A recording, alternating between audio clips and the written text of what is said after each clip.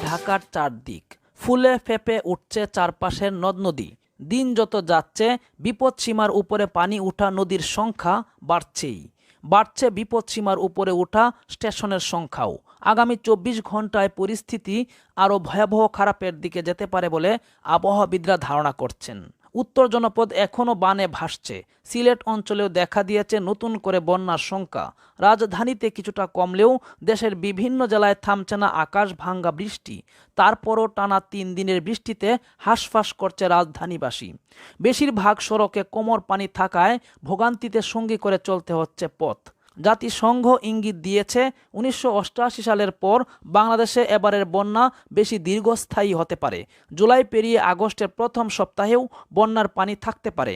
জাতিসংঘের মতে বাংলাদেশের বন্যা পরিস্থিতি দিন দিন খারাপের দিকে যাচ্ছে। তাদের হিসেবে এখন পর্যন্ত 14 লাখ মানুষ বন্যা কবলিত হয়ে পড়েছে, যদিও এই সংখ্যা আরও অনেক বেশি।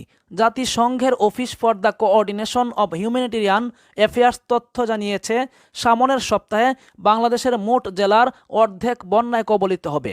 বন্যা পূর্বাভাস ও সতর্কীকরণ কেন্দ্রের তথ্য বলছে, আগামী 24 ঘন্টায় 5টি জেলায় নতুন করে বন্যা পরিস্থিতি আরও অবনতি হতে পারে।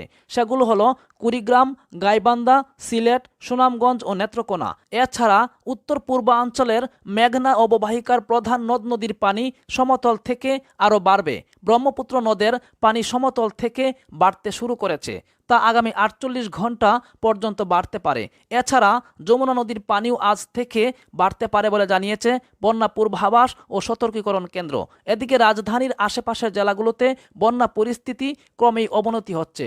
ঢাকার পাশের জেলা মুন্সিগঞ্জে সরকারি হিসাবে প্রায় 20,000 মানুষ এখন পানিবন্দী, তবে বেসরকারিভাবে এর সংখ্যা আরও অনেক বেশি। রাস্তাঘাট ভেঙে নতুন নতুন এলাকা প্লাবিত হয়ে পানি ঢুকছে বাসাবাড়ি সহ ঘরের ভেতর। দেখা দিয়েছে নদী ভাঙ্গা লোকজন জায়গা ভাড়া করে অন্যের বাড়িতে আশ্রয় নিচ্ছে।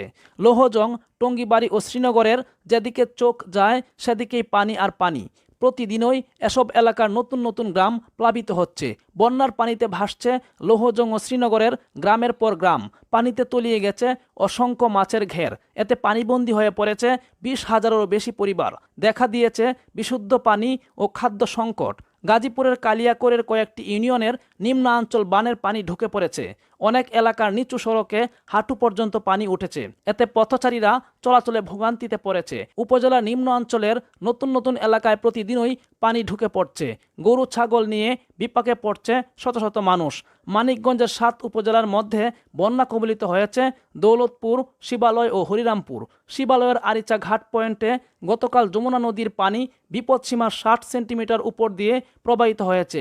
এছাড়া ঘিওর, সাটুরিয়া ও সদর উপজেলার আংশিক 2 দিন ধরে বন্যা কবলিত হয়েছে। গত 24 ঘন্টায় ফরিদপুরে পদ্মা নদীর পানি 2 সেন্টিমিটার কমে এখন তা বিপদসীমার 105 সেন্টিমিটার উপর দিয়ে প্রবাহিত হচ্ছে। টানা কয়েকদিন পদ্মার পানি বাড়ার ফলে ফরিদপুর সদর উপজেলা, চরভদ্রাসন ও সদরপুরের 30টি ইউনিয়নের শতাধিক গ্রামের প্রায় 50,000 মানুষ পানিবন্দী হয়ে পড়েছে। এসব এলাকায় পানির নিচে তলিয়ে গেছে 25টির বেশি স্কুল ও মাদ্রাসা। পাশাপাশি রাস্তাঘাট, হাট বাজারও তলিয়ে গেছে। রাজবাড়ীতে পদ্মা নদীর পানি গত 24 ঘন্টায় 1 সেন্টিমিটার কমলেও তা এখনও বিপদসীমার 104 সেন্টিমিটার উপর দিয়ে প্রবাহিত হচ্ছে, যে কারণে বন্যা নিয়ন্ত্রণ বাঁধের বাইরের এলাকাগুলো এখনও বন্যার পানিতে ডুবে আছে। এতে প্রায় 9,000 পরিবার পানিবন্দী হয়ে পড়েছে। এরই মাঝে জেলার সদর, পাংশা, গোয়ালন্দ ও কালোখালী এলাকায় নদী ভাঙ্গন দেখা দিয়েছে। শেরপুরে উজানের দিকে পানি কিছুটা কমলেও ভাটির দিকে বন্যা ও পাহাড়ি ডলের প্লাবন বইছে। থেমে থেমে বৃষ্টি অব্যাহত থাকায় বন্যা কবলিত এলাকার মানুষের দুর্ভোগ বেড়েছে। জেলার সব নদীর পানি বিপদসীমার উপর দিয়ে অথবা কাছাকাছি অবস্থান করছে। সিলেট নগরের বিভিন্ন এলাকাসহ জেলার বিভিন্ন উপজেলায় বন্যা দেখা দিয়েছে। এর মধ্যে কমপক্ষে 5 উপজেলায় বন্যা পরিস্থিতির অবনতি হয়েছে। বৃষ্টি অব্যাহত থাকলে অন্য উপজেলাগুলোতেও বন্যার শঙ্কা রয়েছে। এভাবে সারা দেশে বন্যা পরিস্থিতি